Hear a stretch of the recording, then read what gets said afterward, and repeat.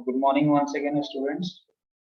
Check कीजिए sound आ रही है, कंफर्म कर दीजिए। अटेंडेंस वगैरह तो आप लोगों ने मार्क करके रखे हैं। Yes sir. ठीक है। Yes sir. Yes sir. एक से दो स्टूडेंट को जस्ट इन्फॉर्म करना है सो दैट कि मेरे को कंफर्म हो जाए कि उधर से ही साउंड आ रही है मेरे को। ऐसा नहीं कि मैं इधर से बोले जा रहा हूँ और उधर से कोई कम्युनिकेशन नहीं हो रही है, राइट। तो स्टूडेंट्स अभी तो बहुत ही कम ही ज्वाइन किए हैं, 19 स्टूडेंट्स ज्वाइन किए हैं।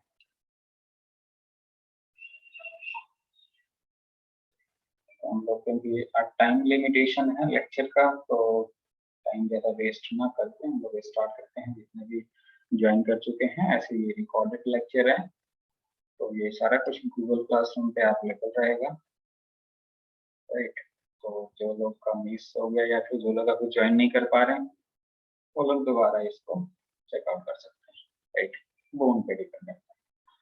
सो हम लोग डिस्कस करने जा रहे हैं जो कि अभी लिस्ट ऑफ एक्सपेरिमेंट आपके BSc non medical semester second first year का जो 12 एक्सपेरिमेंट्स मैंने नोट डाउन कराया अभी, उसमें से फर्स्ट एक्सपेरिमेंट्स अभी हम लोग फॉलो करेंगे, है ना। उसका थ्योरेटिकल पोर्शन जो है वो मैं यहाँ पर एक बार डिस्कस कर लूँ कि कैसे क्या है, और फिर जो मैं अभी नेक्स्ट आवर्स होगा उसमें फिर मैं उसको लेक्चर को रिकॉर्ड करके प्रैक्टिकल को परफॉर्म करके डेमोन्स्ट्रेट करके और इसको गूगल क्लासरूम पे आपको अवेलेबल रहेगा। उसको एक बार चेकआउट कर लेंगे और आपको फिर प्रैक्टिकल फाइल बना लेंगे। आज के डेट में आपका प्रैक्टिकल फाइल रेडी हो जाना चाहिए।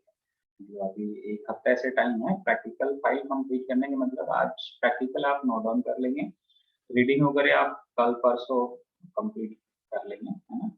और थ्रू आउट एक्सपेरिमेंट्स आपका कंप्लीट होना चाहिए नेक्स्ट वीक तक। एक एक्सपेरिमेंट कंप्लीट होना चाहिए through out in the sense कि उसका आपका वाइवा रेडी होना चाहिए। उस एक्सपेरिमेंट के बारे में कुछ पूछा जाता है तो वो आपको मालूम होना चाहिए, राइट। तो सबसे पहले मैं फर्स्ट एक्सपेरिमेंट्स का नेम यहाँ पर रिप्रेजेंट करता हूँ आपको।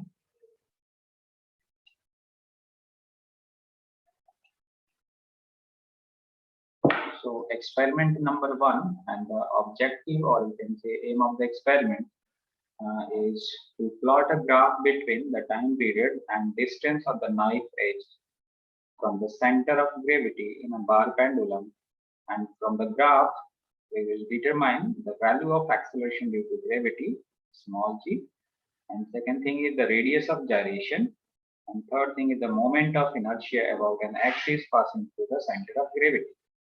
तो जो आप लोगों ने एक्सपेरिमेंट्स वहां पर अभी जो एक्सपेरिमेंट नोट डाउन किए उसमें फर्स्ट जो आपने एक्सपेरिमेंट वहां पर लिखे है ना, वो डिटेल में नहीं लिखा, वो जस्ट ब्रीफ वहां पर इंफॉर्मेशन लिखा है।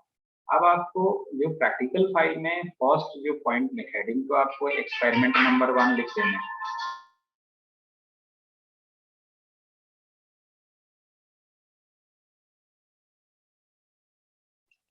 हेडिंग तो आपको ऊपर सबसे पहले एक्सपेरिमेंट नंबर 1 लिखने हैं, उसके बाद फर्स्ट जो हेडिंग है दैट इज द ऑब्जेक्टिव और एम ऑफ द एक्सपेरिमेंट में ये सारा कुछ लिखना है ए टू जेड, इसमें कुछ भी नहीं छोड़ना।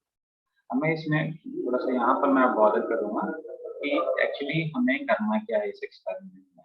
देखो, जो हम लोगों ने अभी तक जो फिजिकल पैरामीटर पढ़ रखे हैं, जैसे कि यहाँ पर आप देख सकते हैं acceleration due to gravity small g, and radius of gyration that is k, and moment of inertia, एक सेकंड होल्ड कीजिएगा। तो लास्ट पैरामीटर हम लोगों ने बात कर रहे थे moment of inertia about an axis passing through the centre of gravity. तो बेसिकली 3 पैरामीटर हमें कैलकुलेट करना है। तो बेसिकली 3 पैरामीटर्स कैलकुलेट करना है। ये पता लग गया, एक्सीलरेशन ड्यू टू ग्रेविटी और रेडियस ऑफ gyration और मोमेंट ऑफ इनर्शिया, राइट। तो हमें ओवरऑल एक ग्राफ प्लॉट करना है, और ग्राफ किसके बीच में प्लॉट करना है? टाइम पीरियड के बीच में और डिस्टेंस के। डिस्टेंस इसका the knife edges from the centre of gravity in a bar pendulum. तो यहाँ पर हम लोग ये डिस्कस करेंगे कि बार पेंडुलम है क्या, किस तरह का दिखता है, और इवन आपने देख सकते होंगे, है ना। और उसमें जो भी ये टर्म जो आ रहा है ना कि नाइफ एजेस क्या है, सेंटर ऑफ ग्रेविटी क्या है, सारे टर्म हम लोग डिस्कस करेंगे। तो बेसिकली हम एक ग्राफ प्लॉट करेंगे टाइम पीरियड के बीच में और डिस्टेंस के बीच में, and distance 9 pages from the centre of gravity होना चाहिए बार पेंडुलम का। और उस ग्राफ से हम डेटा कैलकुलेट करेंगे कि कुछ डिस्टेंस कैलकुलेट करेंगे, कुछ पैरामीटर कैलकुलेट करके, और फिर जो फॉर्मुलेशन हमें ऑलरेडी जो पढ़ रखे हैं एक्सेलरेशन ड्यू टू ग्रेविटी का, मोमेंट ऑफ इनर्शिया का is equal to m² right, और एक्सेलरेशन ड्यू टू ग्रेविटी का g equal to 4π² L upon d², तो उस फॉर्मुलेशन से हम लोग ये सारा कुछ कैलकुलेट करेंगे, राइट। सो अब यहाँ पर नेक्स्ट हमारा टास्क क्या रहता है कि अगर हमें एम ऑफ द एक्सपेरिमेंट पता चल गया तो क्या क्या इंस्ट्रूमेंट्स की रिक्वायरमेंट होगी, है ना। तो नेक्स्ट जो हमें जो टाइटल जो हेडिंग लिखना होता है वो एपरेटस रिक्वायर्ड, कौन कौन से एपरेटस रिक्वायरमेंट होगी, और उसके थ्रू हम एक्सपेरिमेंट्स को इस जी की वैल्यू, रेडियस ऑफ जायरेशन की value, moment of inertia I की वैल्यू कैलकुलेट कर सकते हैं, राइट। तो मेन तो हमें बार पेंडुलम से ये सारा कुछ कैलकुलेट कर रहे हैं, तो सबसे पहले हम बार पेंडुलम रिक्वायरमेंट होगी, और sharp wedge, right, and beam compass, telescope with cross wire, right. Generally telescope हम ना भी यूज करें, अगर प्रिकॉशन से करें तो एक्सपेरिमेंट हो जाता है, कभी कभार हम टेलीस्कोप यूज करते हैं अगर एरर के चांसेस ज्यादा है। तो stop watch, time period note करने के लिए, राइट। ये शार्प वेज बीम कंपास ये मैं रिप्रेजेंट करूंगा डायग्राम में ही, शार्प वेज जैसे कि centre of gravity find out करते हैं,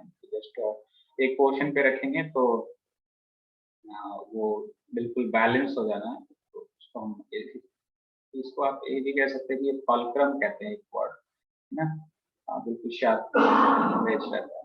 तो एक स्टॉप वॉच हो गया, स्प्रिंग बैलेंस, तो जिससे कि हम मोमेंट ऑफ इनर्शिया कैलकुलेट करना चाहते हैं उस बार पेंडुलम का, उस स्प्रिंग बैलेंस से मास कैलकुलेट कर पाए, राइट।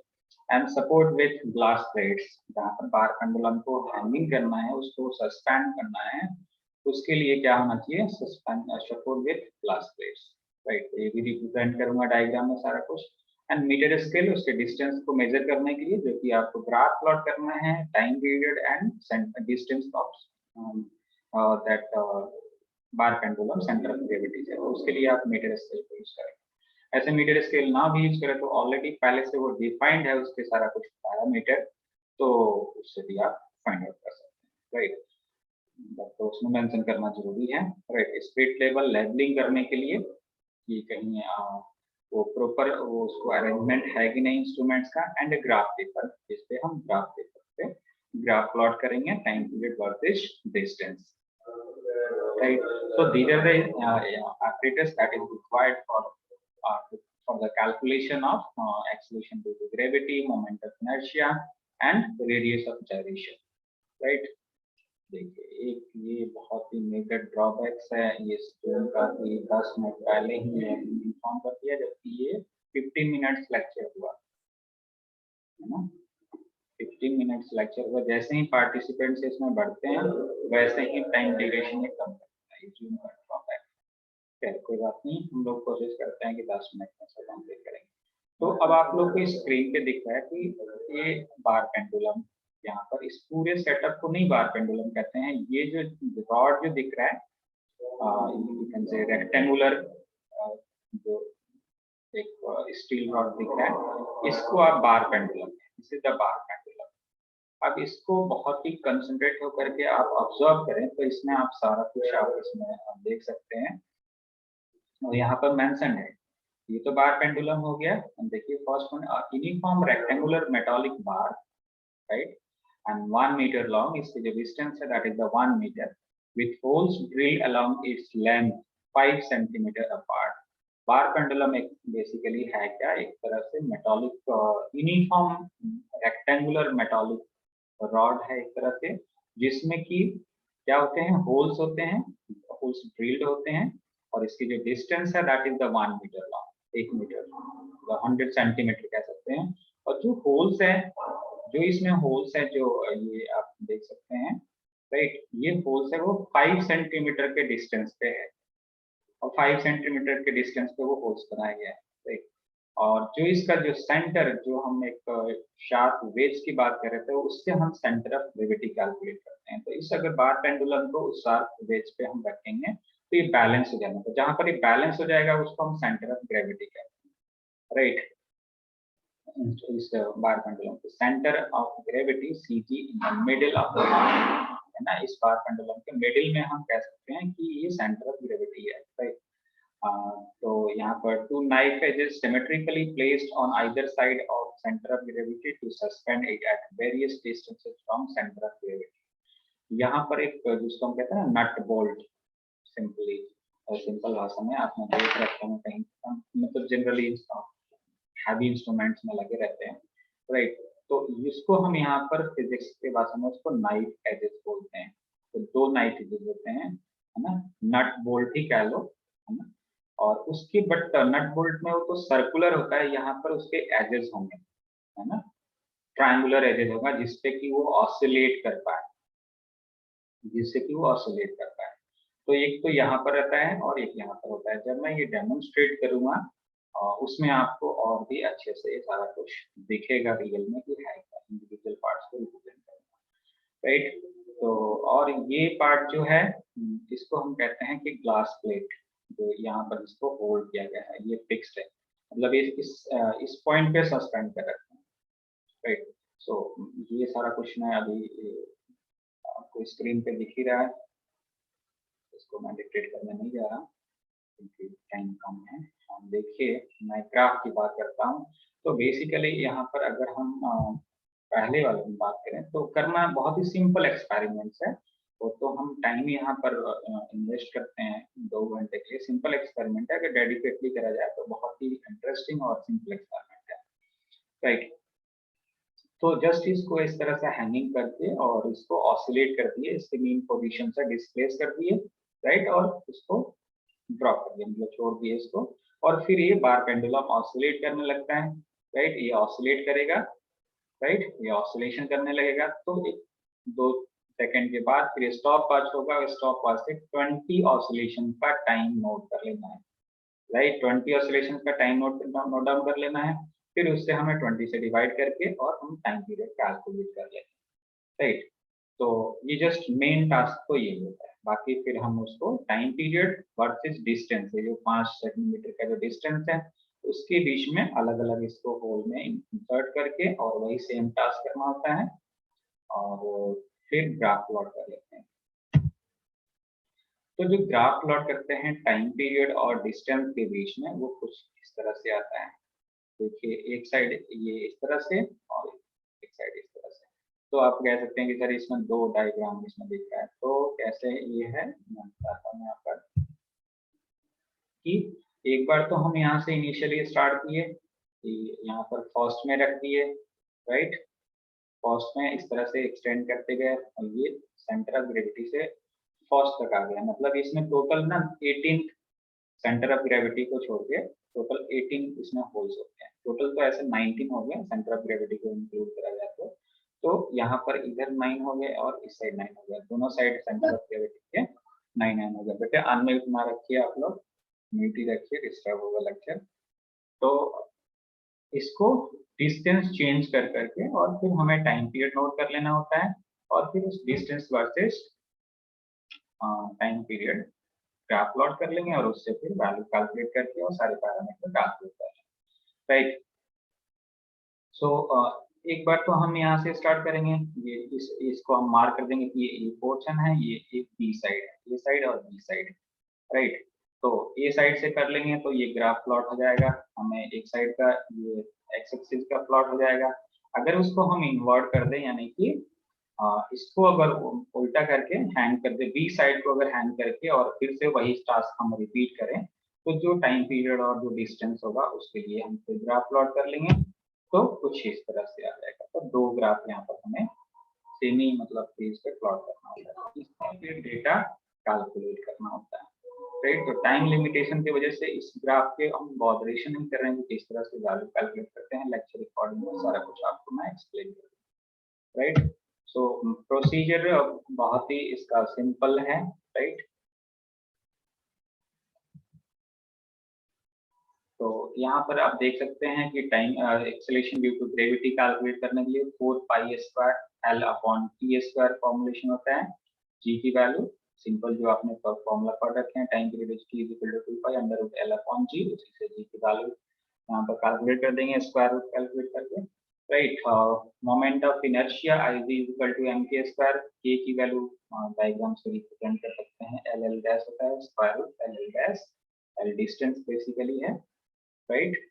तो ये small k है, that is the radius of gyration, and ig that is the moment of inertia। तो मास हमें कैलकुलेट कर सकते हैं इस स्प्रिंग बैलेंस से, और मोमेंट ऑफ इनर्शिया इसमें वैल्यू रख के कैलकुलेट कर सकते हैं, k की वैल्यू सब्स्टिट्यूट करके, राइट।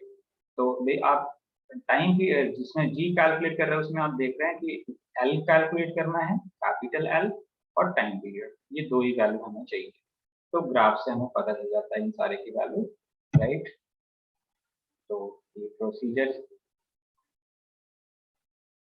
यहाँ पर सारा कुछ रिप्रेजेंट कर रखे हैं, राइट। एक बार आप लोग रीड आउट कर लीजिएगा इसको, राइट। बाकी डिटेल में मैं यहाँ पर अभी टाइम लिमिटेशन है, और एक दूसरा लेक्चर भी है आप लोग का, तो इसलिए मैं यहाँ पर कवर नहीं कर पा रहा हूँ। ये प्रॉपर वे में मेरे को नहीं लगता कि मैं कम्युनिकेट कर पाया, फिर भी आप लोग कोशिश कीजिएगा कि इसको एक बार गो थ्रू हो जाइए। गूगल क्लासरूम पे आपकी अवेलेबल रहेगा सारा मटेरियल, स्कैन कॉपी जो आपके क्या कहते हैं प्रैक्टिकल बुक से, तो उससे आपको रीड आउट कर लेना है, और फिर जब मैं इन्फॉर्म करूँगा कैसे क्या लिखना है उसके साथ नोट डाउन करेंगे प्रैक्टिकल वाले, राइट। तो ये सारे पॉइंट्स हैं, और इन ब्रीफ तो मैंने अभी प्रेजेंट कर ही दिया आपको कि किस तरह से आपको कैलकुलेट करना है, राइट। तो कोई क्वेरीज में अब इसमें क्या पूछूं, कुछ क्वेरीज हो तो फिर भी अगर आप पूछना हो पूछ सकते हो।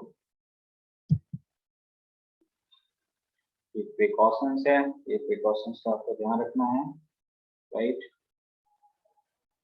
कि इसको हम जब ऑसिलेशन करें तो ऑसिलेट कराएं तो ज़्यादा उसका एम्पलीट्यूड नहीं होना चाहिए, amplitude that should be order of 5 degree only. Rigid support पे हैंगिंग होना चाहिए, right? Vibration should be uniform, regular and isochronous. Knife should be sharp, ये सारे होना चाहिए, right? Vertical होना चाहिए, फ्रैक्शन नहीं होना चाहिए, and जो ग्राफ हम प्लॉट करें वो स्मूथ कर होना चाहिए, right? So इसको कंप्लीट कर लेंगे, right?